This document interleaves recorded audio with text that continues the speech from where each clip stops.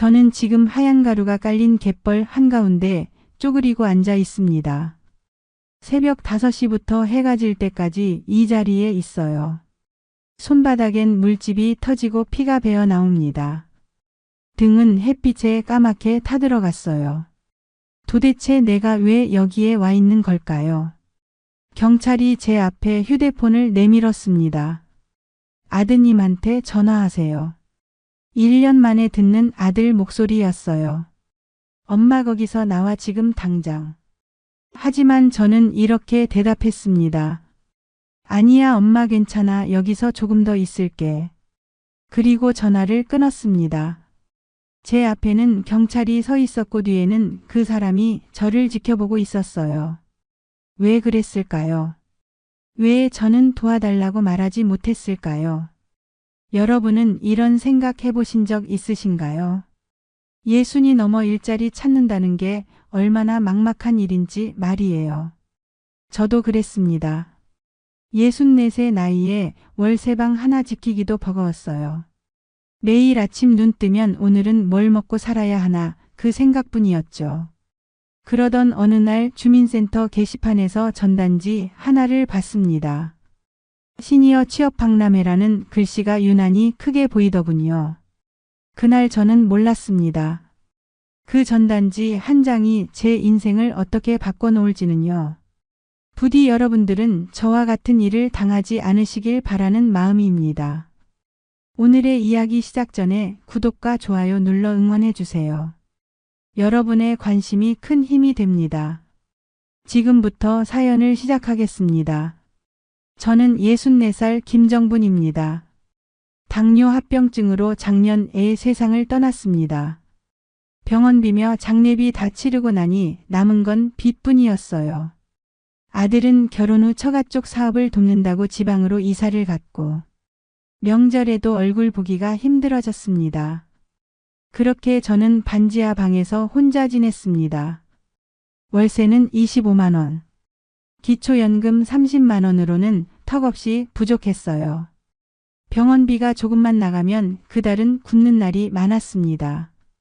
남편 병원비 때문에 생긴 빚이 1,000만 원쯤 됐어요. 매달 대부업체에서 전화가 왔습니다. 받지 않으면 문자가 쏟아졌죠. 잠을 이루지 못하는 날이 많았습니다. 그날도 마찬가지였어요. 아침에 눈을 뜨니 통장 잔고가 2만 원. 전기요금 고지서가 또 날아왔더군요. 이번 달엔 가스까지 끊겼습니다. 찬물로 씻고 전기밥솥에 밥을 해먹는데 복지관에서 받아온 밑반찬이 전부였죠. 거울을 보니 제 얼굴이 낯설었습니다. 언제 이렇게 늙었나 싶더군요. 주름살 가득한 얼굴에 힘없이 축 처진 어깨. 이게 정말 나인가 싶었어요. 그때 문득 이런 생각이 들었습니다. 이렇게 매일 복지관 도시락만 받아먹다가 빚도 못 갚고 죽는 건가? 나도 뭔가 할 수 있는 일이 있지 않을까? 동네 슈퍼에 들렀다가 오는 길에 주민센터 게시판을 지나치게 됐습니다. 평소엔 그냥 지나쳤을 텐데 그날따라 한 전단지가 눈에 확 들어오더군요. 시니어 취업 박람회. 누구나 다시 시작할 수 있습니다. 그 문구가 이상하게 가슴에 와닿았어요. 다시 시작할 수 있다는 말이요. 나도 다시 시작할 수 있을까? 64 할머니가 말이죠. 전단지를 뜯어 주머니에 넣고 집으로 돌아왔습니다. 밤새 그 종이를 들여다봤어요. 박람회 날짜는 사흘 후. 장소는 시청 대강당. 참가비는 없고 현장 면접도 가능하다고 적혀 있었습니다. 잠이 안 왔어요. 기대와 불안이 뒤섞인 이상한 기분이었습니다. 혹시 정말 일자리를 구할 수 있을까? 아니면 나이가 너무 많아서 거절당하는 건 아닐까? 하지만 안 가볼 수도 없었습니다. 빚은 계속 불어나고 있었고 다음 달 월세도 걱정이었으니까요. 그래도 가보기로 했습니다. 안 되면 그만이지 뭐. 시도라도 해봐야죠. 박람회 당일 아침이었습니다. 옷장한 낡은 옷들 중에서 제일 좋은 옷을 꺼내 입었어요. 10년도 더 된 검은색 바지에 회색 블라우스. 거울 앞에서 한참을 매만졌습니다. 머리도 단정히 빗고 립스틱도 살짝 발랐죠. 시청까지 가는 버스 안에서 계속 가슴이 두근거렸습니다. 이 나이에 설레는 마음이 생기다니. 우습기도 하고 슬프기도 했어요. 대강당에 도착하니 생각보다 사람이 많았습니다. 대부분 저처럼 50대 후반에서 70대로 보이는 어르신들이었어요. 다들 비슷한 표정이었습니다. 기대 반 불안 반. 부스마다 사람들이 줄을 서 있었어요. 요양보호사, 청소, 경비, 주방 보조. 하지만 대부분 임금이 최저시급이거나 그 이하였습니다. 그나마도 젊은 사람 우선이라는 말을 계속 들었죠. 1시간쯤 돌아다녔을까요? 지쳐서 의자에 앉아 있는데 한 남자가 다가왔습니다. 30대 후반쯤 돼 보이는 말끔하게 양복을 입은 사람이었어요. 어르신 혹시 일자리 찾으세요? 네, 그런데 마땅한 게 없네요. 제가 딱 좋은 자리 하나 알고 있는데 관심 있으세요? 그의 목소리가 참 친절했습니다. 오랜만에 듣는 따뜻한 말투였어요. 어떤 일인데요? 염전 관리 보조예요. 전남 쪽인데 숙식이 완전 제공되고 월급도 300만 원 정도 나와요. 300만 원. 그 말에 귀가 번쩍 뜨였습니다. 지금 받는 기초연금의 10배가 되는 돈이었으니까요. 몇 달만 일하면 빚도 갚을 수 있을 것 같았어요. 그런데 제가 할 수 있을까요? 힘든 일 아닌가요? 아니에요. 그냥 소금 입출구 관리하고 자료 정리하는 일이에요. 어르신 체력이면 충분히 하실 수 있어요. 게다가 여기 정부 연계 사업이라 안전해요. 정부 연계. 그 말에 마음이 놓였습니다. 나라에서 하는 일이면 믿을 수 있지 않을까? 서류 한번 보여드릴게요. 괜찮으시면 오늘 면접 보고 바로 채용되실 수도 있습니다. 그는 서류 몇 장을 꺼내 보여줬습니다. 거기엔 정말로 정부 로고 같은 게 박혀 있었어요. 근로계약서라고 적힌 종이도 있었습니다. 이거 보세요. 여기 고용노동부 인증 마크 있죠? 정부에서 지원하는 사업이에요. 그가 서류를 가리키며 말했습니다. 정말 그럴듯해 보였어요. 급여는 매달 25일에 통장으로 입금되고요. 숙소는 깨끗해요. 방도 따로 쓰시고 식사도 하루 3끼 다 나와요. 그의 설명이 이어졌습니다. 일도 어렵지 않아요. 그냥 관리만 하시면 돼요.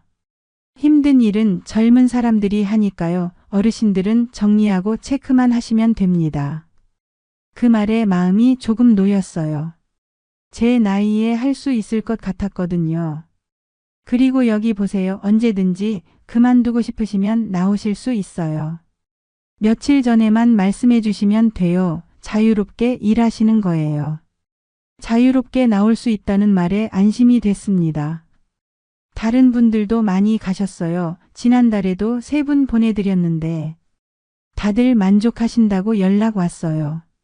혼자 가시는 게 불안하시면 같이 가실 분들 소개해 드릴게요. 그 말이 왜 그렇게 안심이 됐는지 모르겠습니다. 혼자가 아니라는 게 좋았어요. 그리고 빚 생각을 하니 더 망설일 수가 없었습니다. 한번 해볼게요. 저는 그렇게 대답했습니다. 그리고 계약서 맨 아래 빈칸에 이름을 적고 도장을 찍었어요. 그때 몰랐죠. 그 도장 하나가 제 인생을 1년이나 가둬버릴 줄은요. 어르신 다음 주 월요일에 출발하시면 됩니다. 집합 장소는 따로 문자 드릴게요. 그렇게 쉽게 일자리가 정해졌습니다. 집으로 돌아오는 길에 마음이 이상했어요. 기쁘기도 하고 불안하기도 하고. 하지만 기쁨이 더 컸습니다. 드디어 빚도 갚고 제대로 살 수 있겠구나. 그날 밤 오랜만에 푹 잤습니다. 새로운 시작을 꿈꾸며 말이죠. 하지만 그게 악몽의 시작인 줄은 꿈에도 몰랐습니다. 며칠 뒤 문자가 왔습니다. 월요일 새벽 5시에 터미널로 나오라는 내용이었어요. 짐은 많지 않았습니다. 옷가지 몇 벌과 세면도구. 가져갈 게 별로 없었죠. 반지하 방을 나서며 한번 뒤돌아봤습니다. 이 좁은 방이지만 그래도 제 공간이었는데 몇 달 후에 돌아와서 빚부터 갚아야지. 터미널에 도착하니 벌써 사람들이 모여 있었습니다. 10명쯤 됐을까요? 모두 저처럼 50대 후반에서 70대 초반으로 보이는 분들이었어요. 박람회에서 봤던 그 남자가 출석을 부르더군요. 명찰을 나눠주며 버스에 타라고 했습니다. 관광버스 같은 큰 차였어요. 버스 안은 조용했습니다. 다들 어색한 표정으로 앉아 있었어요. 저는 창가 자리에 앉았습니다. 해가 뜨기 시작하는 새벽 풍경이 창밖으로 스쳐 지나갔죠. 1시간쯤 지났을까요? 옆자리에 앉은 아주머니가 말을 걸어왔습니다. 저기 실례지만 여기 처음이세요? 네, 저도 처음이에요. 그쪽은요? 저도요. 남편이 작년에 세상 떠나고 혼자 살기가 힘들어서요. 그 아주머니 이름은 이순자. 65살이라고 했어요. 말투가 참 다정했습니다. 애들한테 짐 되기 싫어서 나왔어요. 그래도 이렇게 일할 수 있는 데가 있다니 다행이죠. 저도 고개를 끄덕였습니다. 그분 말이 맞았어요. 자식에게 손 벌리는 것보다는 이렇게 일하는 게 나았으니까요. 앞쪽에 앉은 할아버지도 거들었습니다. 나는 70인데도 일자리에서 받아줘서 고맙더라고요.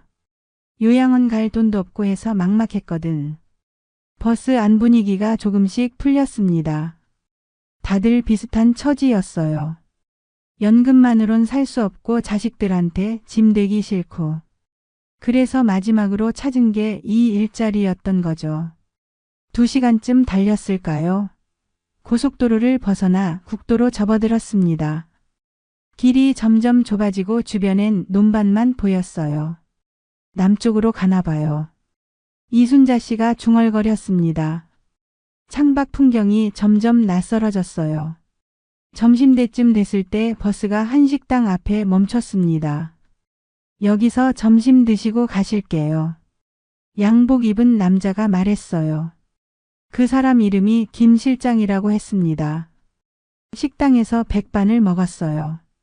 오랜만에 먹는 따뜻한 밥이었습니다. 국도 있고 반찬도 여러 가지 나왔죠. 배불리 먹으니 마음이 좀 놓였어요. 밥도 잘 나오네. 옆에서 누군가 말했습니다. 저도 그렇게 생각했어요. 첫날부터 이렇게 잘 챙겨주니 좋은 곳인가 보다 싶었죠. 식사 후 다시 버스에 올랐습니다. 오후가 되니 더 깊은 시골로 들어가는 느낌이었어요. 차장 밖으로 갯벌이 보이기 시작했습니다. 거의 다 왔어요. 조금만 참으세요. 김 실장이 말했습니다. 그의 목소리는 여전히 친절했어요. 버스가 작은 포구에 멈췄습니다. 배가 한 척 떠 있었어요. 낡은 어선이었습니다. 여기서 배 타고 들어가야 해요. 일터가 섬에 있어서요. 섬. 그제야 알았습니다. 일하러 가는 곳이 섬이라는 걸요. 괜찮아요. 배도 금방 타고 가면 돼요. 김 실장의 말에 다들 배에 올랐습니다. 저도 무거운 발걸음으로 배에 올라탔어요. 배가 출발했습니다. 엔진 소리가 요란했어요. 바닷바람이 차가웠습니다. 봄인데도 바다 위는 겨울처럼 추웠죠. 이순자 씨가 옆에서 말했습니다. 섬이라니 좀 불안하네요. 괜찮겠죠. 뭐 정부에서 하는 일이라니까요. 제가 대답했지만 사실 저도 불안했습니다. 왜 섬인지, 왜 이렇게 먼 곳인지. 그런데 이미 배는 포구를 떠났어요. 뒤돌아갈 수도 없었습니다. 30분쯤 지났을까요? 섬이 보이기 시작했습니다. 작은 섬이었어요. 건물도 몇 채 안 보였습니다. 배가 선착장에 닿았습니다. 섬에 내리니 바람이 더 거셌어요. 갯벌 냄새가 코를 찔렀습니다. 자, 이제 숙소로 가실게요. 김 실장이 앞장섰습니다. 우리는 그를 따라 걸었어요. 길은 비포장이었습니다. 흙길을 한참 걸으니 낡은 건물 몇 채가 나왔어요. 여기가 숙소예요. 컨테이너 같은 건물이었습니다. 페인트가 벗겨지고 녹이 슬어 있었어요. 생각했던 것과 많이 달랐습니다. 일단 들어가서 짐 풀고 쉬세요. 저녁은 6시에 줄 거예요. 김 실장이 말하고는 어디론가 가버렸습니다. 숙소 안은 더 낡았어요. 방 4개의 공동 화장실. 침대라기보다는 바닥에 이불이 깔려 있었습니다. 난방도 제대로 안 됐어요. 제가 속으로 생각했어요. 박람회에서 말했던 깨끗한 방에 따로 쓴다던 게 이건가. 뭔가 잘못됐다는 생각이 들기 시작했습니다. 이게 뭐야? 누군가 중얼거렸습니다. 다들 실망한 표정이었어요. 그래도 일단 며칠 해보죠 뭐. 한 할아버지가 말했습니다. 다들 고개를 끄덕였어요. 어쩌겠어요? 이미 여기까지 왔는데 말이죠. 짐을 풀고 나니 저녁 시간이 됐습니다. 식당으로 가라고 해서 갔더니 밥상이 차려져 있었어요. 점심보다는 못했지만 그래도 먹을만 했습니다. 밥을 먹는데 한 남자가 문을 열고 들어왔습니다. 50대 중반쯤 돼 보였어요. 얼굴에 상처 자국이 있고 눈빛이 날카로웠습니다. 나는 여기 관리인이다. 박 사장이라고 불러. 내일부터 일 시작하니까 새벽 5시 기상이야. 말투가 차갑고 거칠었어요. 아까 그 친절하던 김 실장하고는 완전히 달랐습니다. 그리고 휴대폰 다 내놔. 여기는 신호가 안 잡혀서 어차피 가지고 있어도 못 써. 내가 보관했다가 필요할 때 줄게. 휴대폰을 건넨다고요? 갑자기 가슴이 철렁했습니다. 연락해야 할 일도 있는데요. 옆에 있던 아주머니가 조심스럽게 물었습니다. 여기 규칙이야. 싫으면 내일 아침에 나가. 박 사장이 차갑게 쏘아붙였어요. 식당 안 분위기가 싸늘하게 얼어붙었습니다. 결국 다들 휴대폰을 박 사장 앞에 내려놓았습니다. 저도 마지못해 건넸어요. 손에서 휴대폰이 떠나는 순간 세상과 단절되는 느낌이었습니다. 내일 아침 5시다. 다들 늦지 마. 박 사장이 나가고 나서 식당은 조용해졌습니다. 다들 불안한 표정으로 밥을 먹었어요. 이순자 씨가 작은 목소리로 말했습니다. 왠지 이상하지 않아요? 저도 그렇게 생각했습니다. 뭔가 잘못됐다는 느낌이 들었어요. 하지만 이미 늦었습니다. 우린 섬에 갇혔고 휴대폰도 없었으니까요. 그날 밤 잠을 제대로 잘 수 없었습니다. 밖에 바람 소리와 파도 소리가 너무 컸어요. 아니, 파도 소리 때문만은 아니었습니다. 가슴 한구석이 계속 불안했거든요. 새벽 5시. 문을 두드리는 소리에 잠에서 깼습니다. 일어나 일 나가. 거친 목소리였어요. 박 사장이었습니다. 서둘러 옷을 입고 밖으로 나갔습니다. 아직 어두웠어요. 차가운 새벽 공기가 뺨을 때렸습니다. 오늘부터 본격적으로 일할 거야. 따라와. 우린 박 사장을 따라 걸었습니다. 10분쯤 걸었을까요? 넓은 염전이 나타났어요. 새하얀 가루가 가득 깔려 있었습니다.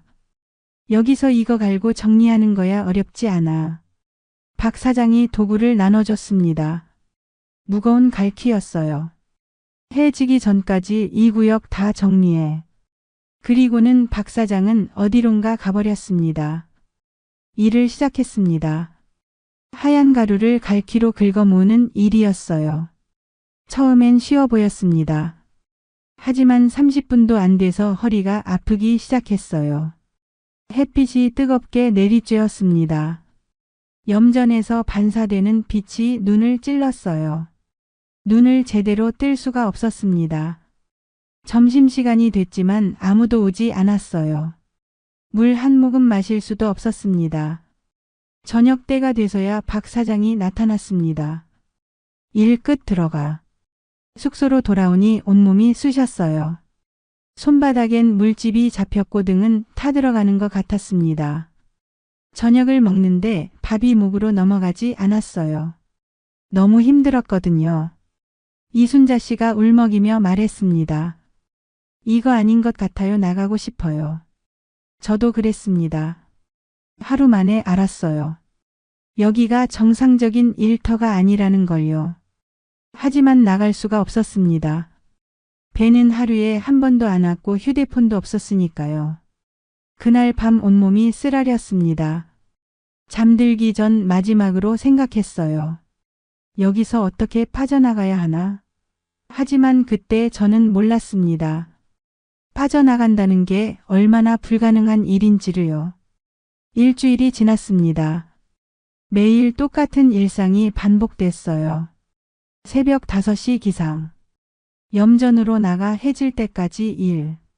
저녁 먹고 쓰러지듯 잠들기. 그게 전부였습니다. 손바닥에 물집은 터져서 피가 났고 그 위에 또 물집이 생겼어요. 등과 얼굴은 햇빛에 까맣게 탔습니다. 거울을 보면 제 얼굴인지 알 수가 없었어요. 밥은 하루 2끼였습니다. 아침은 빵 한 조각이 전부였고요. 점심은 없었습니다. 저녁 한 끼가 있었는데 그마저도 양이 적었어요. 2주쯤 됐을 때 한 할아버지가 말했습니다. 나 그만두고 나가겠어. 저녁 식사 시간이었어요. 다들 그분을 쳐다봤습니다. 박 사장이 차갑게 웃었어요. 나가고 싶어? 그럼 계약서 봐. 거기 뭐라고 써 있나? 계약서요? 그날 박람 회장에서 도장 찍었던 종이 말이죠. 중도 퇴사하면 위약금 600만 원이야. 지금 당장 내면 보내줄게. 600만 원. 그 할아버지 얼굴이 하얗게 질렸어요. 돈이 어디 있어? 그래서 일하러 온 건데. 그럼 계속 일해. 급여에서 조금씩 빼줄 테니까. 박 사장의 목소리가 비웃는 것 같았습니다. 그 할아버지는 고개를 떨어뜨렸어요. 그날 밤 이순자 씨가 작은 목소리로 말했습니다. 우리 속은 거예요. 여기서 나갈 수가 없어요. 제 마음도 똑같았습니다. 그제야 알았어요. 정부 연계 일자리라던 말이 거짓이었다는 걸요. 3주째 되던 날 급여 이야기가 나왔습니다. 이번 달 급여 나왔다. 한 명씩 사무실로 와.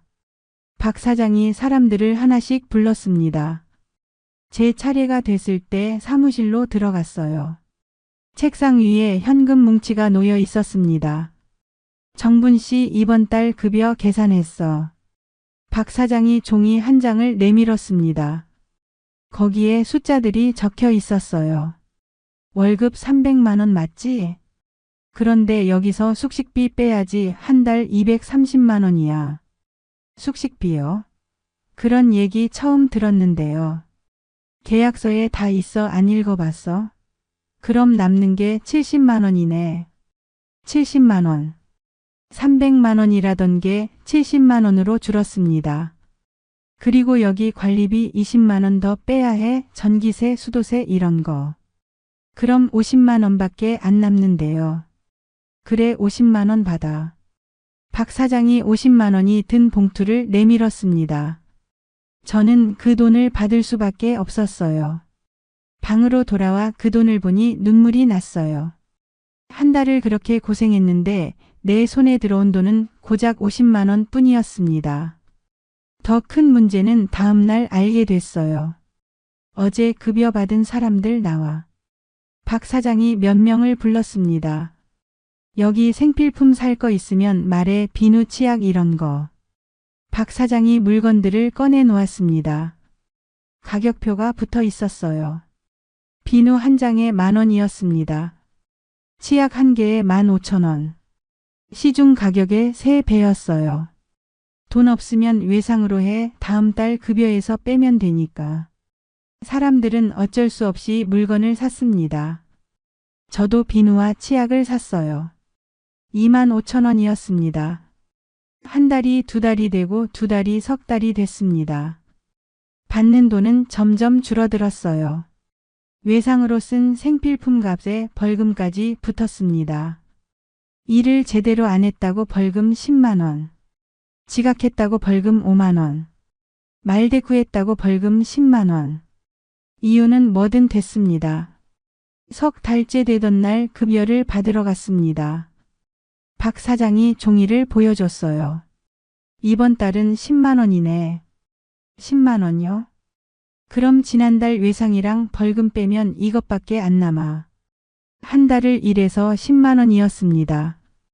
이순자 씨는 더 심했어요. 사무실에서 나와 울고 있었습니다. 제가 돈을 더 내야 한대요. 말이 돼요 이게. 빚이 생긴 거였습니다. 일을 해도 빚만 늘어나는 구조였어요. 우리는 완전히 갇혔습니다. 돈도 없고 연락할 방법도 없고 섬에서 나갈 배도 없었어요. 석 달이 지나자 박 사장의 태도가 더 거칠어졌습니다. 일 똑바로 안 하면 밥도 없어. 실제로 그날 일을 제대로 못한 사람은 저녁을 굶겼어요. 어느 날은 한 할아버지가 너무 힘들다고 주저앉았습니다. 박 사장이 달려와 소리를 질렀어요. 일 안 할 거면 나가. 아니 그게 아니라 너무 힘들어서요. 힘들면 일을 왜 하러 왔어? 계약서에 사인했으면 끝까지 해야지. 그리고는 그 할아버지 옆구리를 발로 걷어찼습니다. 할아버지가 비명을 지르며 쓰러졌어요. 우리는 그걸 보고만 있어야 했습니다. 말리면 우리도 맞을까 봐 두려웠어요. 그날 밤 우리는 박 사장 몰래 한자리에 모였습니다. 숙소 구석 어두운 곳에 모여 앉았어요. 이대로는 안 돼요. 우리 뭔가 해야 해요. 이순자 씨가 떨리는 목소리로 말했습니다. 뭘 어떻게 해? 휴대폰도 없고 배도 없는데. 한 할아버지가 대답했어요. 편지를 써서 몰래 보내면 어때요? 다른 아주머니가 말했습니다. 그래요 편지. 그 방법이 있었습니다. 누구한테 보내지? 가족한테 보내면 되잖아요. 여기 상황을 설명하고 신고해 달라고요. 하지만 문제가 있었습니다. 편지를 어떻게 섬 밖으로 보내느냐는 거였죠. 배 타는 사람한테 부탁하면 안 될까? 그것도 위험해요. 박 사장이랑 같은 편일 수도 있잖아요. 맞는 말이었습니다. 일단 편지부터 써요. 방법은 나중에 생각하고. 그날 밤 저는 편지를 썼습니다. 아들에게 보내는 편지였어요. 하지만 막상 쓰려니 뭐라고 써야 할지 막막했습니다. 그래도 썼습니다. 엄마가 지금 위험하다고 제발 도와달라고요. 섬 이름과 박 사장 이름까지 적었습니다. 편지는 썼지만 보낼 방법이 없었습니다. 며칠을 고민하다가 기회가 왔어요. 일주일에 한 번씩 생필품을 실어 나르는 배가 왔거든요. 배에서 짐을 내리는 아저씨한테 조심스럽게 다가갔습니다. 저기 실례지만 이 편지 좀 붙여주실 수 있을까요? 손에 쥔 편지를 보여줬어요.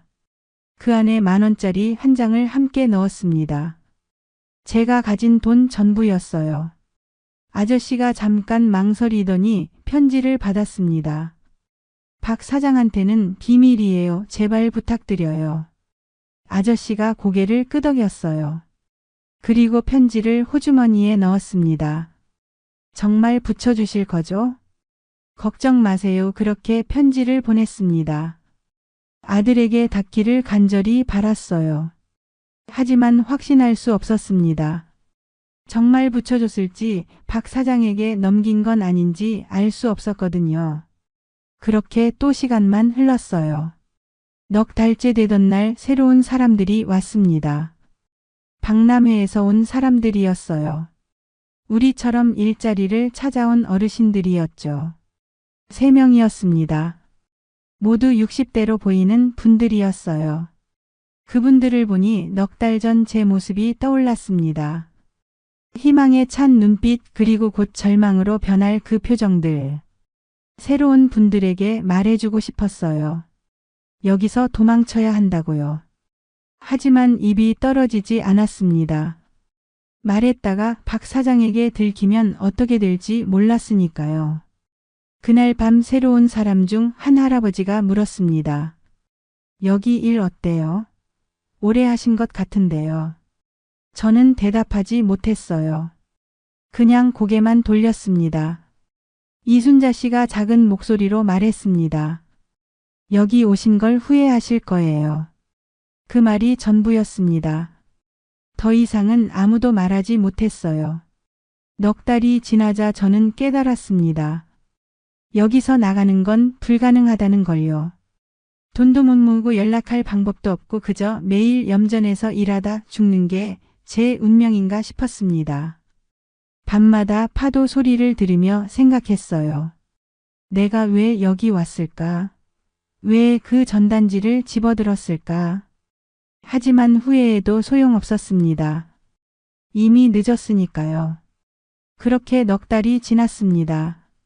계절이 바뀌어도 염전은 그대로였어요. 제 삶도 그대로였습니다. 매일 같이 지옥 같은 하루가 반복될 뿐이었죠. 5달째 되던 어느 날 아침이었습니다. 눈을 떴는데 뭔가 이상했어요. 옆 침대가 비어 있었습니다. 이순자 씨 침대였죠. 이불이 그대로인데 사람만 없었어요. 손을 뻗어 이불을 만져봤습니다. 차가웠어요. 꽤 오래전에 일어난 것 같았습니다. 순자 씨 어디 갔어요? 같은 방 쓰던 할머니에게 물었습니다. 할머니가 창밖을 내다보며 대답했어요. 새벽에 박 사장이 부르더라고 급한 일이 있다면서. 새벽에요? 몇 시쯤이요? 글쎄 4시쯤 됐나 아직 어두울 때였어. 가슴이 답답해졌습니다. 새벽 4시에 부를 일이 뭐가 있을까요? 일은 5시부터 시작하는데요. 일터로 나가는 길에도 순자 씨는 보이지 않았습니다. 염전을 둘러봤어요. 염전 어디에도 순자 씨 모습은 없었습니다. 점심시간이 됐습니다. 여전히 순자 씨는 나타나지 않았어요. 저녁 식사 시간이 됐습니다. 식당에 가도 순자 씨는 없었고요. 하루 종일 한 번도 보지 못한 겁니다. 식사를 하다 말고 박 사장에게 다가갔습니다. 심장이 빠르게 뛰었어요. 손바닥에 땀이 났습니다. 저기 순자 씨 어디 간 거예요? 아침부터 안 보이는데요. 박 사장이 밥을 먹다 고개를 들었습니다. 표정이 무덤덤했어요. 그 사람 나갔어. 왜 나갔다고요? 응 가족이 데리러 왔대. 아침에 배 타고 나갔어. 가족이요? 그런데 왜 아무 말도 안 하고 가셨어요? 모르지 급하게 가야 한다고 하더라고. 박 사장은 그렇게 말하고는 다시 밥을 먹기 시작했습니다. 더 이상 물어볼 수 없는 분위기였어요. 하지만 뭔가 이상했습니다. 순자 씨는 저한테 가족 이야기를 한 적이 있었거든요. 자식들이 연락도 안 받는다고 서러워하셨어요. 명절에도 안 보러 온다고 눈물 흘리시던 분이었습니다. 그런 분이 갑자기 가족이 데리러 왔다니요. 방으로 돌아왔습니다. 순자 씨 자리를 봤어요. 짐이 그대로 있었습니다. 옷가지며 세면도구며 다 남아 있었어요. 서랍을 열어봤습니다. 지난달 받았던 10만 원이 이불 밑에 숨겨져 있었습니다. 돈까지 두고 갔다고요? 나간 사람이 짐을 두고 갈 리 없었습니다. 돈까지 두고 갈 리는 더더욱 없었어요. 옆 침대에 있던 할머니에게 말했습니다. 뭔가 잘못된 것 같아요. 짐이 다 그대로인데. 할머니가 작게 한숨을 쉬었습니다. 그리고 제 손을 잡았어요. 주름진 손이 차가웠습니다. 우리가 뭘 할 수 있겠어. 그냥 모른 척해. 왜요? 이상하잖아요. 말 꺼냈다가 우리만 위험해져. 가만히 있어 제발. 할머니의 목소리에 두려움이 섞여 있었습니다. 손이 떨리고 있었어요. 할머니도 알고 있는 거였습니다. 뭔가 잘못됐다는 걸요. 사흘이 지났습니다. 순자 씨는 여전히 돌아오지 않았어요. 넷째 날 오후였습니다.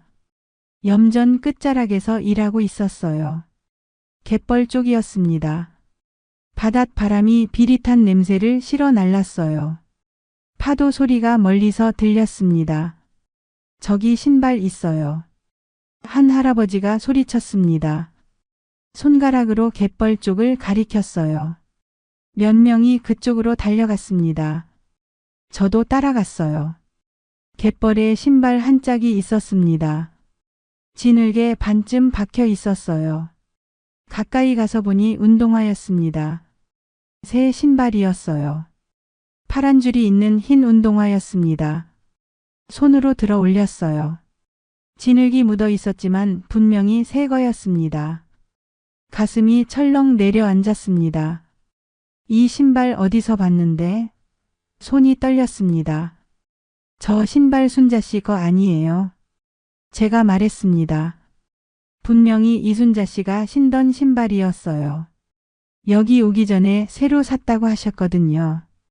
취업했다고 새 신발 사서 신고 왔다며 자랑하던 신발이었습니다. 그날 저녁 박 사장에게 물었습니다. 다른 사람들이 다 나가고 난 뒤였어요.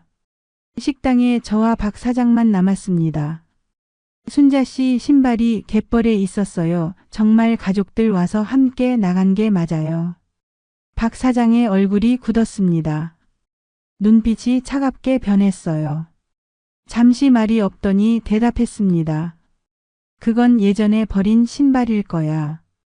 아니에요. 순자 씨가 신던 거 맞아요. 제가 받는 걸요. 신경 쓰지 마. 내가 알아서 할 테니까. 박 사장의 목소리가 낮아졌습니다. 위협적이었어요. 더 이상 물어볼 수 없었습니다. 그날 밤부터 무서워지기 시작했습니다. 이순자 씨에게 무슨 일이 생긴 게 아닐까. 방에서 할머니들끼리 작은 목소리로 이야기를 나눴어요. 도망치려다 바다에 빠진 거 아닐까요? 아니면 사고를 당한 거거나요. 다들 불안해했지만 확인할 방법이 없었습니다. 물어볼 사람도 없었어요. 일주일쯤 더 지났을 때였습니다. 새로운 사람이 왔어요.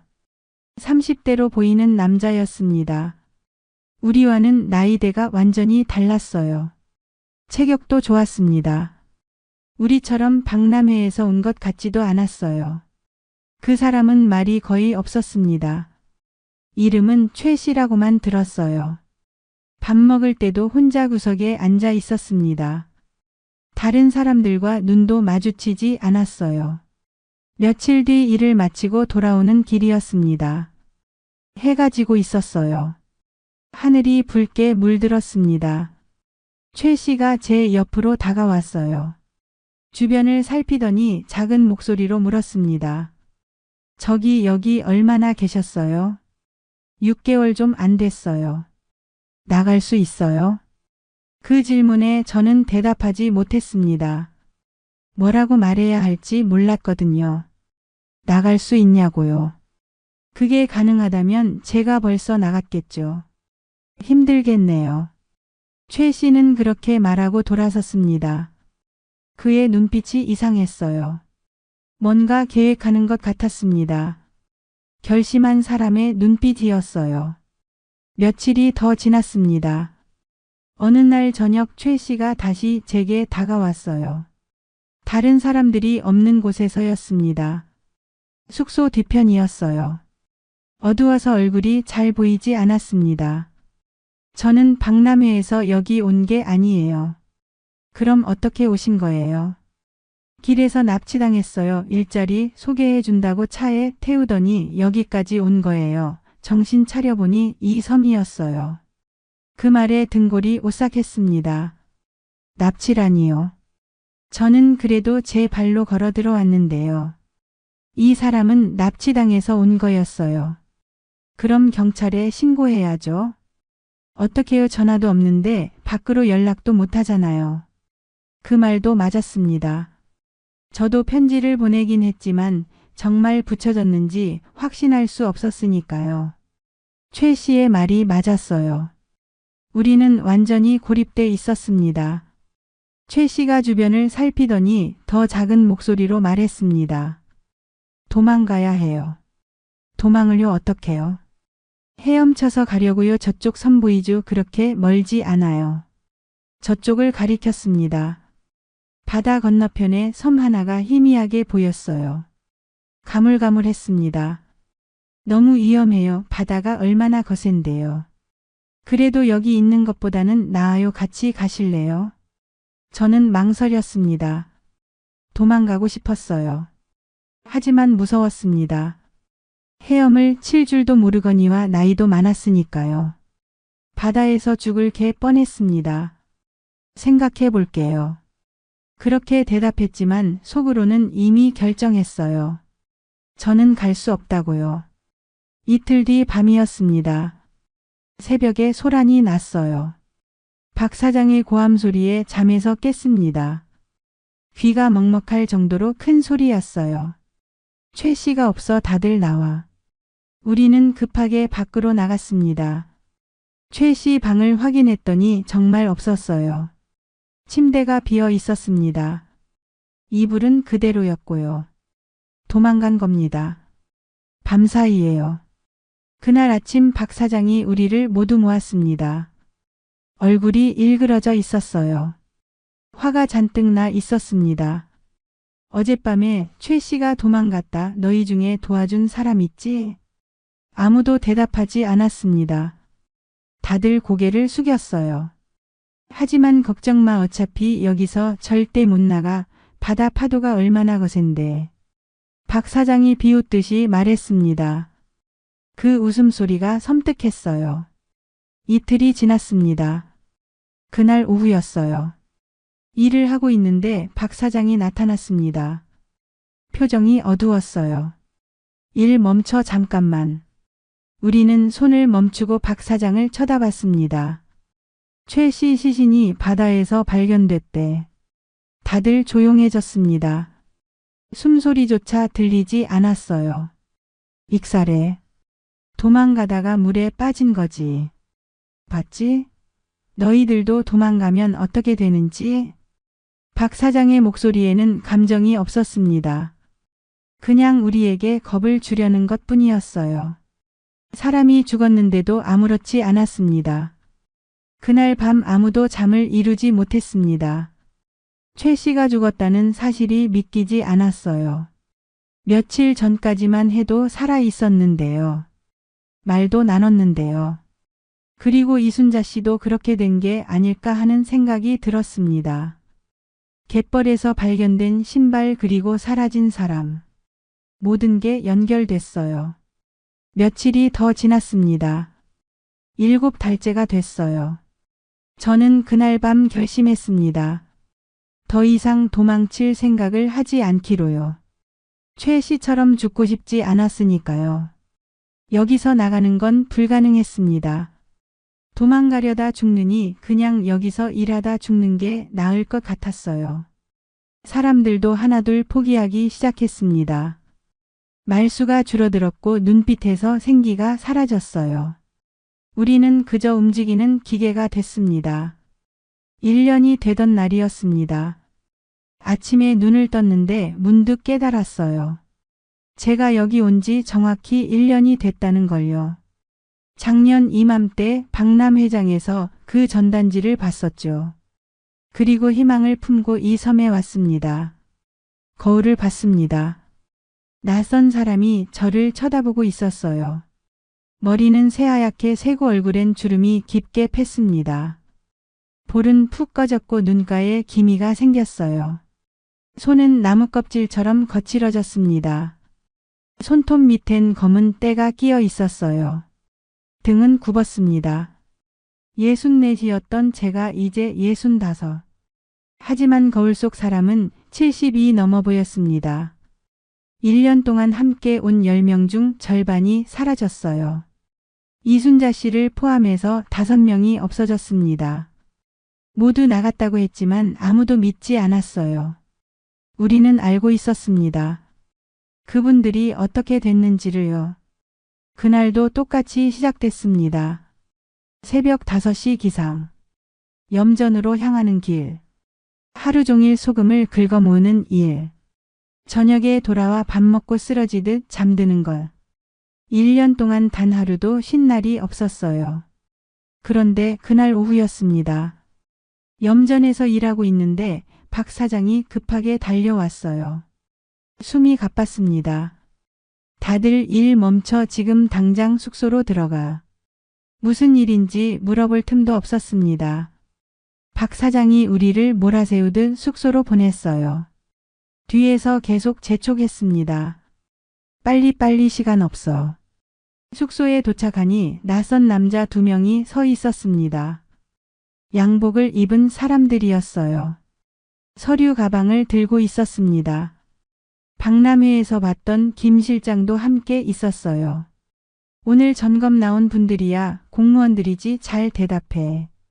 박 사장이 작게 속삭였습니다. 그리고 한 사람씩 눈빛으로 경고했어요.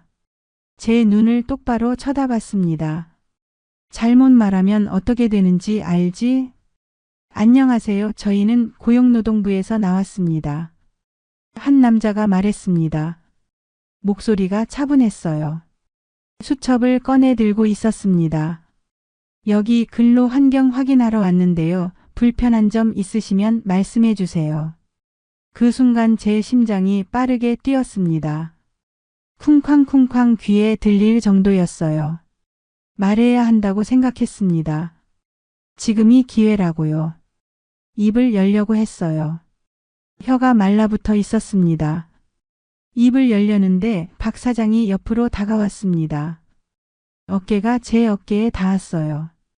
따뜻한 온기가 아니라 차가운 위협이었습니다. 어르신들 몸이 불편하셔서 제가 대신 설명드릴게요. 아무 말도 하지 말라는 경고였어요. 온몸이 굳어버렸습니다. 박 사장이 공무원들을 데리고 밖으로 나갔어요. 문이 닫혔습니다. 우리는 숙소에 남겨졌어요. 잠시 후 박 사장이 돌아왔습니다. 공무원들은 보이지 않았어요. 벌써 가버린 거였습니다. 잘했어. 아무 말 안 해서 다행이야. 박 사장이 안도하며 말했습니다. 그리고는 주머니에서 뭔가를 꺼냈습니다. 사진 몇 장이었어요. 제 앞에 한 장을 내밀었습니다. 정분 씨 아들 잘생겼네. 지방에서 회사 다니지? 제 아들 사진이었습니다. 회사 유니폼을 입고 찍은 사진이었어요. 손이 떨렸습니다. 우리 사람들이 다 알아봤어. 집 주소도 알고. 회사도 알아. 출퇴근 시간도 다 파악했어. 뭐 잘못되면 아들한테 연락하는 거 알지? 목이 메었습니다. 숨을 쉴 수가 없었어요. 아들을 인질로 잡은 거였습니다. 다른 사람들도 마찬가지야. 가족이 있는 사람들 다 조사했어. 그러니까 경찰이든 누가 오든 입 조심해. 내 말 안 들으면 다 끝장이야. 박 사장이 나가고 나서 한 할머니가 울기 시작했습니다. 소리 없이 눈물만 흘렸어요. 내 손주들 사진을 보여주더라고. 초등학교 다니는 애들인데. 다른 할머니도 고개를 끄덕였습니다. 우리 딸 사진도 있더라. 손주랑 함께 찍은 거. 다들 비슷했습니다. 박 사장은 우리 가족들을 조사해뒀던 거예요. 사진까지 찍어뒀습니다. 인질로 잡은 거나 마찬가지였어요. 그날 밤 잠을 이룰 수 없었습니다. 아들 얼굴이 자꾸 떠올랐어요. 사진 속 웃던 얼굴이요. 제가 잘못해서 아들에게 무슨 일이 생기면 어떡하나. 그 생각뿐이었습니다. 며칠 뒤였습니다. 일하던 중 한 할머니가 쓰러졌어요. 70이 넘은 분이었습니다. 갑자기 주저앉으시더니 그대로 쓰러졌어요. 저 사람 병원에 데려가야 해요. 제가 박 사장에게 말했습니다. 괜찮아. 좀 쉬면 나아. 박 사장은 그렇게만 말했어요. 할머니를 그냥 숙소로 옮겼습니다. 그 할머니는 이틀을 앓다가 숨을 거두셨습니다. 숙소에서요. 병원 한번 못 가보고요. 병원에 갔어야 했어요. 나이가 많으셔서 어쩔 수 없었지. 박 사장은 태연했어요. 사람이 죽었는데 아무렇지도 않았습니다. 장례는 치르지 않았습니다. 시신을 어디론가 옮겼어요. 우리는 그분이 어떻게 됐는지 알 수 없었습니다. 그날 밤 한 할머니가 떨리는 목소리로 말했습니다.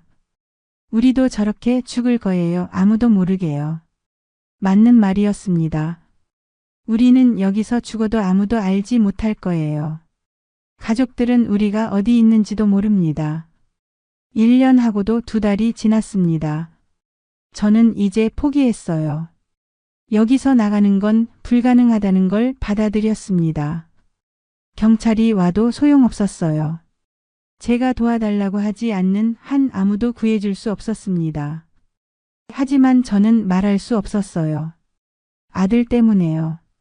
어느 날 밤 파도 소리를 들으며 생각했습니다. 이렇게 평생을 여기서 보내다 죽는 건가, 나도 무덤도 없이 그냥 사라지는 건가. 1년 하고도 3달이 됐습니다. 계절이 바뀌고 있었어요. 하지만 제 삶은 바뀌지 않았습니다. 여전히 염전에서 일하고 여전히 갇혀 있었죠. 그날도 똑같은 하루였습니다. 하지만 그날 밤은 달랐어요. 멀리서 사이렌 소리가 들렸습니다. 사이렌 소리가 점점 가까워졌습니다. 밤 11시쯤이었어요. 우리는 모두 잠들어 있었는데 그 소리에 깼습니다. 경찰차 소리였어요. 여러 대였습니다. 다들 나와, 지금 당장. 박 사장이 문을 발로 차며 소리쳤습니다. 목소리에 다급함이 섞여 있었어요. 평소와 달랐습니다. 숙소 밖으로 나가니 경찰차 서너 대가 서 있었습니다. 이번엔 달랐어요. 경찰이 10명쯤 됐습니다. 제복을 입고 있었어요. 손전등 불빛이 우리를 비췄습니다. 전원 신원 확인합니다. 한 분씩 나와주세요. 한 경찰이 말했습니다. 우리를 한 명씩 따로 불러 확인했어요. 명단을 들고 있었습니다. 제 차례가 왔습니다. 경찰 2명이 저를 좀 떨어진 곳으로 데려갔어요. 박 사장이 보이지 않는 곳이었습니다. 어두웠어요. 손전등 불빛만 우리를 비추고 있었습니다. 김정분 씨 맞으시죠? 네. 실종 신고가 들어온 지 3달이 넘었습니다. 아드님이 계속 찾고 계세요. 아들. 그 말에 눈물이 났어요. 아들이 저를 찾고 있었던 거예요. 포기하지 않았던 겁니다. 정말 자발적으로 일하고 계신 건가요? 아드님 말로는 어머니 연락이 1년 넘게 끊겼다는데요. 경찰의 눈빛이 날카로웠습니다. 이번엔 진짜 의심하고 있었어요. 제 얼굴을 자세히 들여다봤습니다. 저는 입술을 깨물었습니다. 말해야 한다고 생각했어요. 하지만 박 사장이 보여줬던 아들 사진이 떠올랐습니다. 회사 유니폼을 입고 찍은 그 사진이요. 출퇴근 시간도 다 파악했다던 그 말이요. 혹시 협박받고 계신 건 아니세요? 강제로 일하고 계신 건가요? 경찰이 다시 물었습니다. 제 얼굴을 더 가까이서 들여다봤어요. 손전등 불빛이 눈부셨습니다. 그때였습니다. 옆에서 비명 소리가 들렸어요. 한 할머니가 쓰러진 거였습니다. 탈진이었어요. 어르신 괜찮으세요? 경찰들이 달려갔습니다. 저를 신문하던 경찰도 그쪽으로 갔어요. 할머니를 부축했습니다. 혼란스러운 틈에 박 사장이 제 옆으로 다가왔습니다. 언제 온 건지 몰랐어요. 귀에 속삭였습니다. 정분 씨 아들 생각해. 작은 목소리였지만 분명하게 들렸습니다. 차가운 목소리였어요. 쓰러진 할머니는 곧 정신을 차렸습니다. 과로 때문이었어요. 경찰이 물을 먹이고 부축해서 앉혔습니다. 그리고 다시 저에게 돌아왔어요. 아까 질문에 대답해 주시겠어요? 저는 고개를 저었습니다. 입이 떨어지지 않았어요. 아니에요. 제가 자발적으로 일하고 있어요. 제 목소리가 떨렸어요. 경찰이 한숨을 쉬었습니다. 정말 확실하세요? 솔직히 말씀하셔야 저희가 도와드릴 수 있어요. 경찰의 눈빛에 안타까움이 스쳤습니다. 도와주고 싶어 하는 게 보였지만 제가 아니라고 하니 어쩔 수 없었던 겁니다. 네, 그럼 아드님한테 전화 한 통 해주시겠어요? 걱정하고 계세요. 경찰이 휴대폰을 꺼냈습니다. 아들 번호를 눌렀어요. 신호음이 울렸습니다. 여보세요? 1년 넘게 못 들었던 아들 목소리였습니다. 떨리는 목소리였어요. 정분 씨 아드님이시죠? 어머니 여기 계십니다. 통화하세요. 경찰이 저에게 휴대폰을 건넸습니다. 손이 떨렸어요. 휴대폰을 귀에 대는데 눈물이 났습니다. 엄마. 아들이 저를 엄마 어디 계세요? 왜 연락이 안 돼요? 연락이 안 돼서 제가 경찰서에 실종 신고까지 했어요, 엄마. 아들 목소리에 눈물이 섞여 있었습니다. 제 아들이 울고 있었어요. 말해야 했습니다. 지금이라도 말해야 한다고 생각했어요. 엄마는 지금 갇혀 있다고 도와달라고요. 입을 열려고 했습니다. 하지만 박 사장이 보고 있었습니다. 멀리서 우리를 지켜보고 있었어요. 어둠 속에서 눈빛만 빛나고 있었습니다. 엄마 거기 뭐 하는 곳이에요? 왜 1년 넘게 연락을 안 하세요? 아들의 목소리가 다급했습니다. 울먹이는 소리였어요. 엄마 괜찮아, 일하는 곳이 좀 바빠서 그래. 괜찮다니요? 1년 넘게 연락이 없었잖아요. 지금 당장 나와요. 내가 데리러 갈게요. 아들이 다급하게 말했습니다. 빨리 말하라는 듯이요. 아니야, 엄마 여기서 조금 더 있을게. 그 말이 제 입에서 나왔습니다. 제가 한 말인지 믿기지 않았어요. 엄마 무슨 소리예요? 지금 당장이요. 엄마가 금방 다시 전화할게 라는 말만 남기고 박 사장이 두려워 저도 모르게 들고 있던 전화를 끊었습니다. 손이 떨려서 휴대폰을 떨어뜨릴 뻔했어요. 아드님이 데리러 오신다는데 괜찮으세요? 경찰이 물었습니다. 걱정스러운 표정이었어요. 전 여기서 일 더 할 거예요.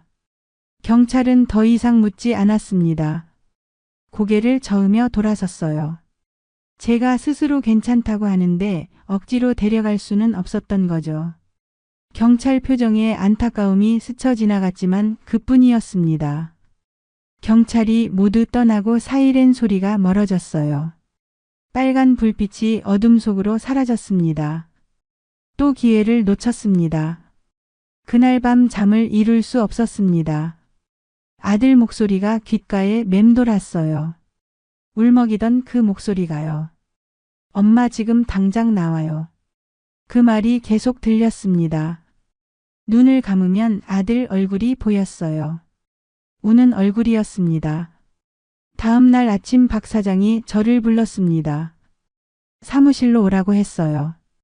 정분 씨 어제 정말 잘했어. 역시 믿을 만한 사람이야. 그는 봉투 하나를 건넸어요. 하얀 봉투 안에는 돈이 들어 있었습니다. 보너스야 50만 원 넣었어. 앞으로도 잘 부탁해. 저는 그 돈을 받을 수 없었습니다. 손이 떨렸어요. 아들을 배신한 데가 같았습니다. 왜 안 받아? 박 사장의 목소리가 차갑게 변했습니다. 눈빛이 날카로워졌어요. 결국 받을 수밖에 없었습니다. 손에 쥔 돈이 너무 무거웠어요. 겨울이 다가왔습니다. 바람이 차가워졌어요. 손에 동상이 생겼습니다. 물집이 터진 자리 위에 또 동상이 생겼어요. 발가락도 시려서 감각이 없었습니다. 걸을 때마다 아팠어요. 어느 날 눈이 내렸습니다. 하얀 눈이 염전을 덮었어요.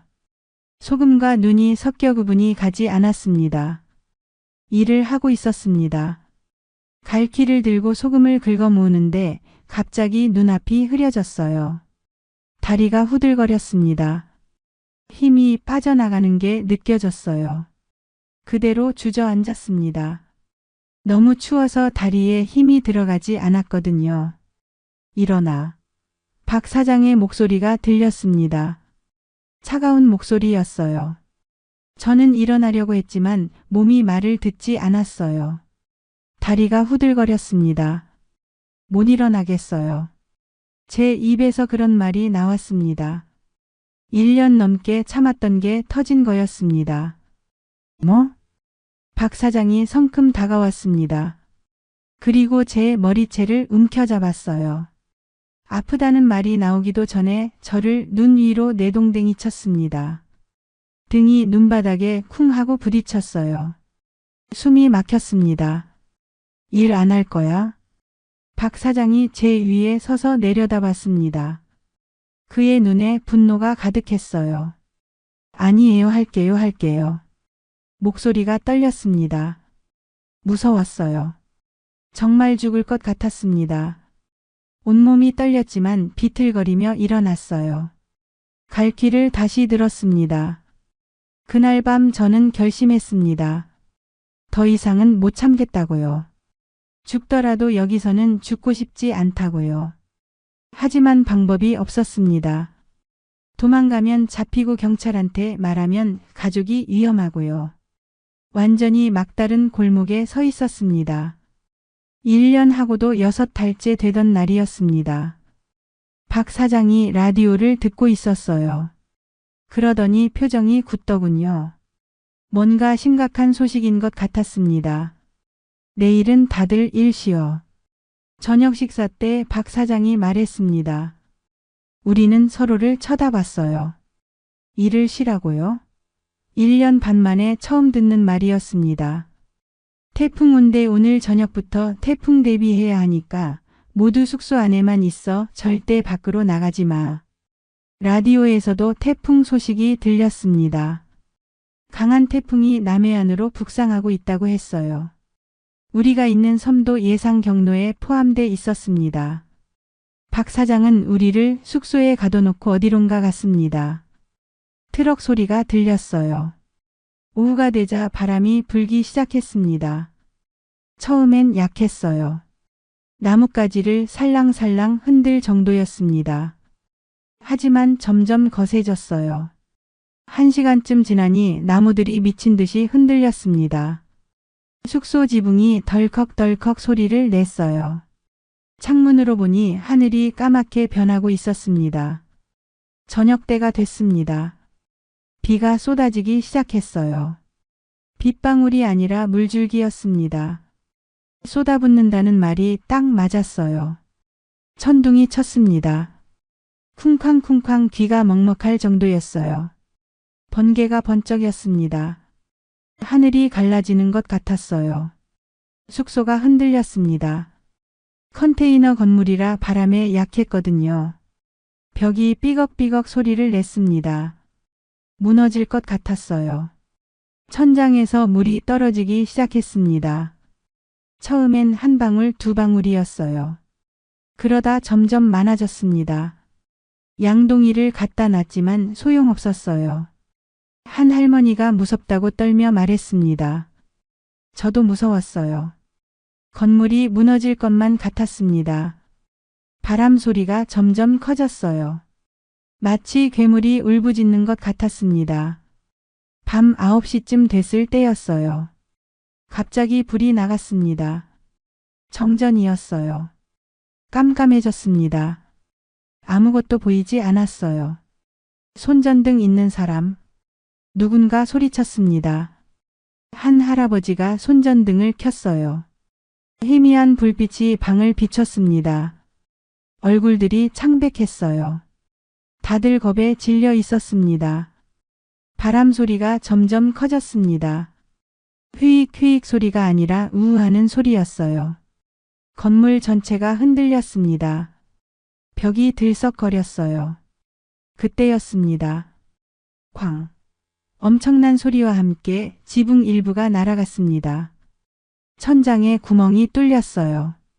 하늘이 보였습니다. 까만 하늘이요. 비가 숙소 안으로 쏟아져 들어왔습니다. 바람도 함께 들어왔어요. 순식간에 방 안이 물바다가 됐습니다. 나가요, 여기 있으면 위험해요. 한 할아버지가 소리쳤습니다. 빗소리 때문에 목청껏 소리쳐야 들렸어요. 어디로 가요? 밖은 더 위험한데. 누군가 울먹이며 말했습니다. 맞는 말이었어요. 밖으로 나가면 날아가 버릴 것 같았습니다. 저쪽 건물로 가요. 할아버지가 창문 밖을 가리켰습니다.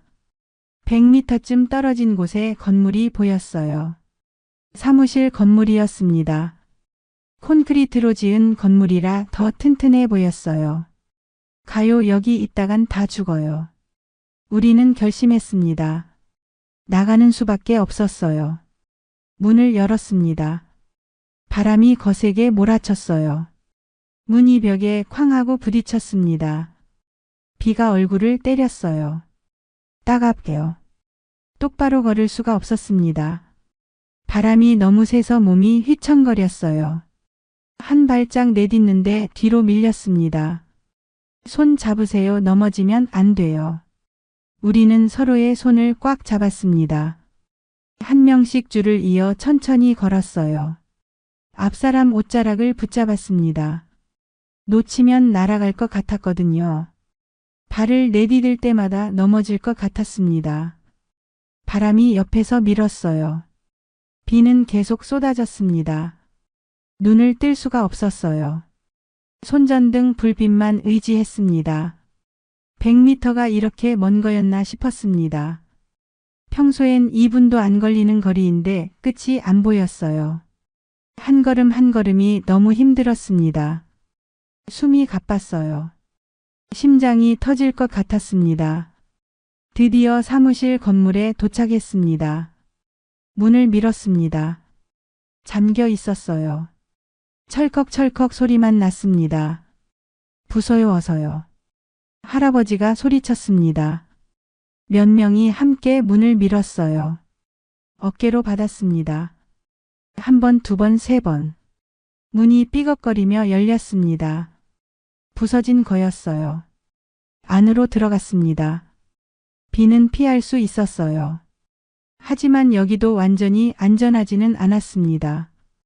바람 소리가 여전히 들렸고 건물도 흔들렸어요. 그래도 아까보다는 나았습니다. 불을 켜려고 스위치를 눌렀습니다. 소용없었어요. 정전이었으니까요. 손전등으로 주변을 비췄습니다. 사무실이었습니다. 책상이 몇 개 있었어요. 서류 캐비닛 있었고 구석에는 금고도 있었고요. 우리는 태풍이 지나가기를 기다리며 바닥에 주저앉아 기다렸습니다. 온몸이 젖어서 덜덜 떨렸어요. 추웠습니다. 겨울 바다 바람은 뼈속까지 시렸어요. 시간이 흘렀습니다. 1시간쯤 지났을까요? 한 할머니가 일어섰습니다. 손전등을 들고 방 안을 둘러보셨어요. 캐비닛을 열어보고 책상 서랍도 열어봤습니다. 여기 전화기 있어요. 할머니가 소리쳤습니다. 구석에 유선 전화가 놓여 있었습니다. 오래된 전화기였어요. 먼지가 쌓여 있었습니다. 할머니가 수화기를 들고 귀에 대고 들어봤어요. 신호음 들려요. 전화 돼요. 그 말에 모두가 벌떡 일어났습니다. 전화가 된다고요? 정말이에요. 119 눌러요. 빨리요. 누군가 소리쳤습니다. 할머니 손이 떨렸습니다. 신호음이 울렸습니다. 통화음이 가는 그 시간이 길게만 느껴졌어요. 119입니다. 무슨 일이십니까? 목소리가 들렸습니다. 정말 연결됐어요. 할머니가 수화기를 꽉 쥐었습니다. 저희 도와주세요. 할머니가 울먹이며 말했습니다. 목소리가 떨렸어요. 여기 갇혀 있어요. 1년 넘게 못 나가고 있어요. 강제로 일을 시켜요. 지금 계신 곳이 어디세요? 위치부터 천천히 말씀해 주세요. 목소리가 차분했습니다.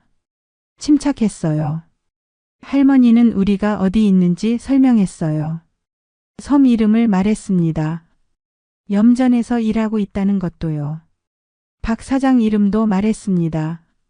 휴대폰을 빼앗겼다는 것, 나가지 못하게 한다는 것, 사람들이 사라졌다는 것 모두 말했어요. 알겠습니다. 바로 출동하겠습니다. 목소리가 대답했습니다. 믿을 수 있는 목소리였어요. 그쪽 지금 태풍이 심해서 도착하는데 시간이 좀 걸릴 수 있어요. 안전한 곳에 피해 계세요. 곧 도착하겠습니다. 전화가 끊어졌습니다. 우리는 서로를 쳐다봤습니다. 믿기지 않았어요. 드디어 신고를 한 거였습니다. 1년 반 만에요. 정말 올까요? 한 할아버지가 물었습니다. 목소리에 불안이 섞여 있었어요. 올 거예요. 119에 신고했잖아요. 꼭 와요. 하지만 불안했습니다. 태풍 때문에 못 올 수도 있었어요. 그리고 박 사장이 알면 어떻게 될까요? 우리 이제 어떻게 돼요? 박 사장이 알면 죽일 거예요. 한 할머니가 떨며 말했습니다. 다른 사람들도 고개를 끄덕였어요. 다들 두려워했습니다. 그래도 신고한 거 잘한 거예요. 이대로는 못 살아요. 저도 그렇게 생각했습니다. 이제 돌아갈 수 없었어요. 경찰이 오기만을 기다려야 했습니다. 시간이 흘렀습니다. 태풍은 계속되고 있었어요. 밖에서는 무언가 부서지는 소리가 계속 들렸습니다. 나무가 부러지는 소리, 지붕이 날아가는 소리, 유리창 깨지는 소리. 1시간이 지났습니다. 2시간이 지났습니다. 3시간이 지났습니다. 경찰은 오지 않았습니다. 정말 오는 걸까요? 불안이 커져갔습니다. 혹시 안 오는 건 아닐까요? 태풍 때문에 못 오는 건 아닐까요? 그때였습니다. 저기 불빛이 보여요.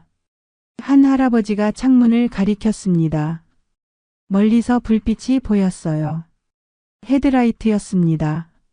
차가 오고 있었어요. 경찰이에요. 드디어 왔어요. 다들 일어섰습니다. 안도의 한숨이 나왔어요.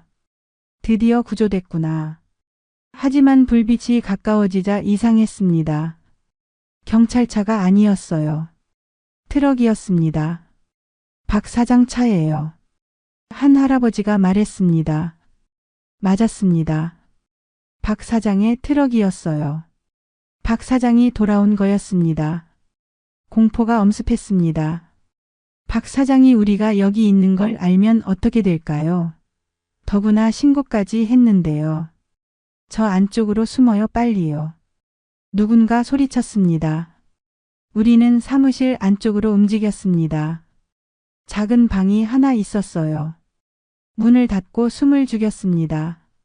박 사장의 발소리가 들렸습니다. 건물로 들어오는 소리였어요. 삐걱 문 여는 소리가 났습니다. 여기 왜 문이 열렸지? 박 사장이 중얼거렸습니다. 손전등 불빛이 사무실을 비췄어요.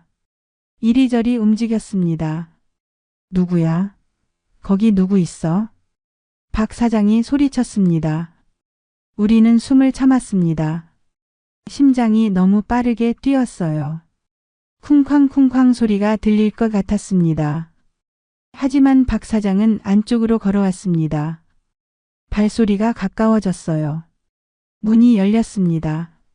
박 사장이 우리를 발견했어요. 손전등 불빛이 우리 얼굴을 비췄습니다. 너희 여기서 뭐해? 박 사장의 얼굴이 일그러졌습니다. 화가 나 있었어요. 눈빛이 무서웠습니다. 숙소가 무너져서요. 여기로 왔어요. 한 할아버지가 떨리는 목소리로 대답했습니다. 박 사장이 주변을 둘러봤습니다. 그러다 전화기를 봤어요. 수화기가 제자리에 놓여있지 않고 옆으로 놓여 있었어요. 박 사장이 전화기로 걸어갔습니다. 수화기를 들었어요. 그리고 버튼을 눌렀습니다. 발신 기록이 남아 있었던 거였습니다. 마지막 통화 기록이 119였어요. 박 사장의 얼굴이 벌겋게 변했습니다. 누가 전화했어? 목소리가 낮고 위협적이었습니다.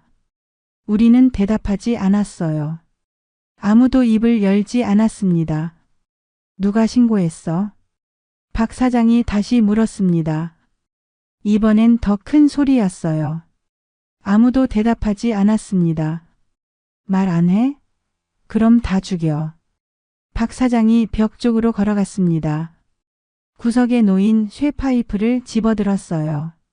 손전등 불빛에 금속이 번쩍였습니다. 충분히 위협적이었어요. 우리는 뒤로 물러섰습니다. 벽에 등이 닿았어요. 더 이상 물러날 곳이 없었습니다. 박 사장이 쇠파이프를 들고 다가왔습니다. 한 걸음 두 걸음. 그때였습니다. 멀리서 사이렌 소리가 들렸습니다. 처음엔 작았어요. 희미했습니다. 하지만 점점 커졌습니다. 이번엔 진짜 경찰차 소리였습니다. 여러 대였어요. 박 사장이 멈춰 섰습니다. 얼굴이 하얗게 질렸어요. 손에서 쇠파이프를 떨렸습니다. 너희 죽었어. 박 사장이 우리를 향해 다가왔어요. 우리는 비명을 질렀습니다. 사이렌 소리가 더 가까워졌습니다. 불빛이 창문으로 들어왔어요. 빨간 불빛과 파란 불빛이 번갈아 비쳤습니다. 경찰입니다. 문 열어주세요. 밖에서 소리가 들렸습니다. 문을 두드리는 소리도 들렸어요. 쿵쿵쿵. 박 사장이 문을 열며 표정을 바꿨어요. 놀란 표정을 지었습니다. 무슨 일이세요? 박 사장이 태연하게 말했습니다. 목소리가 침착했어요. 연기하는 것 같았습니다. 신고가 들어왔습니다. 경찰이 말했습니다. 여러 명이었어요.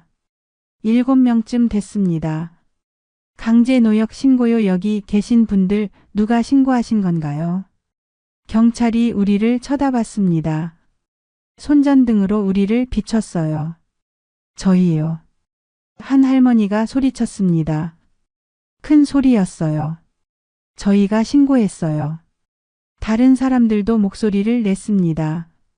하나둘씩 말하기 시작했어요. 1년 넘게 갇혀 있었어요. 강제로 일 시켰어요. 못 나가게 했어요. 휴대폰도 빼앗겼어요. 가족들 협박했어요. 사람들이 사라졌어요. 다들 한꺼번에 말하기 시작했습니다. 1년 넘게 참았던 게 쏟아져 나왔어요. 눈물을 흘리는 사람도 있었습니다. 소리 내어 우는 사람도 있었어요. 박 사장의 얼굴이 굳었습니다. 표정이 사라졌어요. 경찰이 그에게 다가갔습니다. 일단 서로 가시죠. 조사 받으셔야겠습니다. 네, 박 사장이 고개를 끄덕였습니다. 하지만 우리를 돌아보며 눈을 부라렸어요. 마지막까지 위협하는 눈빛이었습니다. 경찰이 박 사장을 데리고 나갔습니다. 수갑을 채웠어요. 철컥 소리가 났습니다. 다른 경찰관이 우리에게 말했습니다. 이제 안전합니다. 괜찮으세요? 그 말에 한 할머니가 주저앉아 울기 시작했습니다. 소리 내어 울었어요. 그러자 다른 사람들도 울었습니다. 하나둘씩 울음을 터뜨렸어요. 저도 울었습니다. 눈물이 멈추지 않았어요. 1년 반 만에 처음 우는 거였습니다. 태풍은 계속되고 있었습니다. 바람은 여전히 거셌고 비도 내렸어요. 하지만 우리는 안전했습니다. 경찰이 우리를 지켜주고 있었으니까요. 그날 밤 우리는 경찰과 함께 안전한 곳으로 대피했습니다. 경찰차에 나눠 타고 섬을 떠났어요. 태풍이 조금 잦아들자 배가 왔습니다. 섬을 떠나는 배였어요. 우리는 배에 올랐습니다. 배가 출발했습니다. 엔진 소리가 들렸어요. 저는 뒤돌아봤습니다. 어두운 섬이 점점 멀어졌습니다. 파도에 흔들리며 사라져갔어요. 1년 하고도 6달. 그 긴 시간을 그 섬에서 보냈습니다. 이제야 나가는 거였습니다.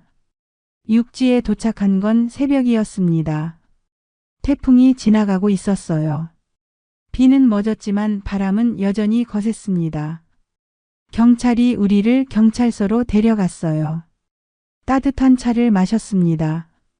1년 반 만에 마시는 따뜻한 차였어요. 손으로 컵을 감싸니 눈물이 났습니다. 이렇게 따뜻한 게 세상에 있었구나. 진술을 해야 했습니다. 한 명씩 불러서 조사를 받았어요. 제 차례가 왔을 때 경찰이 물었습니다. 처음부터 말씀해 주세요. 어떻게 그곳에 가게 되셨는지요. 저는 천천히 이야기를 시작했습니다. 박람회에서 전단지를 받은 것부터요. 정부 연계 사업이라는 말에 속았다는 것, 숙식 제공에 월급 300만 원이라던 약속들. 그리고 섬에 도착해서 겪은 모든 일들을요. 휴대폰을 빼앗긴 것, 급여를 제대로 받지 못한 것, 폭력과 협박. 사라진 사람들, 그리고 가족을 인질로 잡은 협박까지요. 말하는 내내 손이 떨렸습니다. 그 기억들이 너무 생생했거든요. 경찰이 수첩에 빼곡히 적었어요. 펜 긁는 소리가 들렸습니다. 그런데 왜 경찰이 방문했을 때 말씀하지 않으셨어요? 아들 사진을 보여줬고 협박했어요. 제가 뭘 잘못하면 아들한테 해를 끼친다고요. 출퇴근 시간까지 다 파악했다고 했어요. 경찰의 표정이 굳었습니다. 한숨을 쉬었어요. 저희가 미처 파악하지 못해 죄송합니다. 경찰이 고개를 숙였습니다. 그 모습을 보니 가슴이 뜨거워졌어요. 진술이 끝나고 나왔습니다. 복도에 다른 분들이 앉아 계셨어요. 모두 지친 얼굴이었습니다. 하지만 살아 있었어요. 우리 모두 살아서 나왔습니다. 정분 씨, 우리 정말 나온 거 맞죠? 꿈 아니죠? 한 할머니가 제 손을 꼭 잡았습니다. 손이 차가웠어요. 떨리고 있었습니다. 네, 우리 나왔어요. 정말로요. 저도 그 손을 잡았습니다. 그제야 실감이 났습니다. 우리가 정말 그곳에서 나왔다는 게요. 며칠 뒤 아들이 왔습니다. 경찰서 앞에 서 있는 아들을 봤어요. 아들은 저를 보자마자 달려왔어요. 엄마. 아들이 저를 꼭 안았습니다. 아들은 울고 있었습니다. 어깨가 떨리는 게 느껴졌어요. 목소리가 막혔습니다. 경찰 조사를 마치고 아들은 저를 병원으로 데려갔습니다. 정밀 검사를 받았어요. 의사가 말했습니다. 영양실조 상태고요. 손에 동상이 심해요. 발톱도 여러 개 빠졌네요. 전체적으로 몸 상태가 좋지 않습니다. 입원 치료가 필요합니다. 의사의 말을 듣는 동안 아들의 얼굴에 눈물이 흘렀어요. 저는 한 달 동안 병원에 있었습니다. 링거를 맞고 약을 먹고 천천히 회복했어요. 그 사이 재판이 시작됐습니다. 박 사장과 김 실장 그리고 관련된 사람들이 모두 기소됐어요. 제가 증인으로 법정에 섰습니다. 판사 앞에서 다시 한번 이야기했어요. 박 사장도 거기 있었습니다. 수갑을 차고 앉아 있었어요. 제 얼굴을 쳐다보지 못했습니다. 고개를 숙이고 있었어요. 법정에서 모든 진실이 드러났습니다. 취업 박람회를 위장해 인력 브로커들이 꾸민 것이었다는 것, 정부 로고는 위조된 것이었다는 것, 그리고 여러 공무원들이 묵인했다는 것까지요. 재판은 석 달 동안 이어졌습니다. 처음엔 힘들었습니다. 밤마다 악몽을 꿨어요. 염전에서 일하는 꿈박 사장이 쫓아오는 꿈섬에서 빠져나오지 못하는 꿈이에요. 소리를 지르며 깨는 날이 많았습니다. 심리 상담도 받았습니다. 상담사 선생님이 말했어요. 트라우마가 심하십니다. 시간이 필요해요. 맞았습니다. 시간이 필요했어요. 1년 반의 상처를 치유하는 데는 오랜 시간이 걸렸습니다. 몇 달이 지나 계절이 바뀌었어요. 아들과 함께 바닷가에 갔어요. 처음엔 파도 소리만 들어도 가슴이 두근거렸습니다. 바다가 무서웠거든요. 아들이 제 손을 잡았습니다. 천천히 모래사장을 걸었어요. 파도 소리가 들렸습니다. 예전엔 그 소리가 공포였어요. 하지만 아들과 함께 있으니 무섭지 않았습니다. 그해 가을 판결이 나왔습니다. 박 사장은 징역 15년을 선고받았습니다. 김 실장은 10년 관련된 공무원들도 처벌받았어요. 하지만 저는 기쁘지 않았습니다. 사라진 사람들은 돌아오지 않았으니까요. 이순자 씨, 최 씨, 그리고 여러분들이요. 재판 과정에서 드러났습니다. 이순자 씨는 도망치다 바다에 빠져 돌아가셨다는 것, 최 씨도 마찬가지였다는 것, 그리고 다른 분들도 대부분 사망했거나 실종됐다는 것이요. 그분들 생각을 하면 지금도 가슴이 아픕니다. 1년이 더 지났습니다. 이제 저는 67이 됐어요. 지금은 평범한 일상을 되찾았습니다. 하지만 완전히 잊을 수는 없었습니다. 소금 보면 그때가 떠올랐어요. 하얀 염전 뜨거운 햇빛 갈라진 손 그리고 사라진 사람들이요. 어느 날 뉴스를 봤습니다. 또 다른 곳에서 비슷한 사건이 터졌다고 했어요. 시니어 취업 사기였습니다. 가슴이 철렁했습니다. 아직도 이런 일이 벌어지고 있다는 게요. 며칠 뒤 아들이 손주와 놀러 왔어요. 손주가 물었습니다. 할머니 손 왜 이래요? 이 자국들은요? 손주가 제 손을 만지며 물었어요. 물집이 터진 자국들이었습니다. 할머니가 아프셨어. 아들이 손주에게 말했습니다. 이제 다 나았어? 응, 이제 괜찮아. 손주가 제 손을 호흡으로 줬어요. 그 작은 손길이 따뜻했습니다. 지금은 섬을 나온 지 3년째예요. 여전히 악몽을 꿀 때가 있습니다. 하지만 예전보다는 덜해졌어요. 손을 보면 흉터가 있습니다. 물집이 터진 자리 갈라진 상처들이요. 그 흉터는 평생 남을 거예요. 하지만 이제는 그것도 받아들였습니다. 제가 살아남았다는 증거니까요. 창밖을 보니 눈이 내리고 있었습니다. 하얀 눈이 거리를 덮고 있었어요. 예전엔 하얀색만 보면 소금이 떠올랐습니다. 하지만 이제는 달라요. 그냥 눈으로 보입니다. 치유되고 있는 거겠죠. 손주가 창밖을 보며 소리쳤습니다. 할머니 눈이에요. 같이 나가요. 응, 그래, 같이 나가자. 손주 손을 잡고 밖으로 나갔습니다. 차가운 눈송이가 얼굴에 닿았어요. 손주가 웃으며 눈을 받았습니다. 저도 웃었습니다. 오랜만에 진짜로 웃는 것 같았어요. 아들이 옆에서 우리를 보며 미소 지었습니다. 그 미소를 보니 눈물이 났어요. 하지만 슬픈 눈물이 아니었습니다. 감사한 눈물이었어요. 이런 평범한 일상이 얼마나 소중한지 이제야 알았습니다. 손주와 눈을 맞추고 아들과 함께 웃는 이 순간이 기적 같았어요. 이제는 정말로 괜찮습니다. 여러분께 꼭 말씀드리고 싶습니다. 일자리 찾으실 때는 반드시 조심하세요. 아무리 급해도 절대 서두르지 마세요. 정부 연계 사업이라는 말, 숙식 제공에 높은 월급이라는 말이 나와도 의심하세요. 잘 모르겠다고 생각되면 동사무소 노동청에 전화해서 물어보세요. 번거롭더라도 꼭 확인하셔야 합니다. 그 한 통의 전화가 여러분을 지킬 수 있습니다. 계약서에 도장 찍기 전에는 반드시 내용을 천천히 읽어보세요. 다 괜찮다는 말에 절대 서명하지 마세요. 그 한 줄이 여러분을 가둘 수 있습니다. 그리고 무엇보다 중요합니다. 어디로 가는지, 누구를 만나는지, 회사 이름이 뭔지, 주소가 어딘지는 가족에게 알리세요. 자식한테 짐 되기 싫어서 스스로 결정하지 마세요. 저도 그랬으니까요. 하지만 그게 자식에게 더 큰 짐이 될 수 있습니다. 혹시 지금 어디선가 저처럼 힘든 상황에 계신 분이 있다면 포기하지 마세요. 희망을 버리지 마시고 용기 내세요.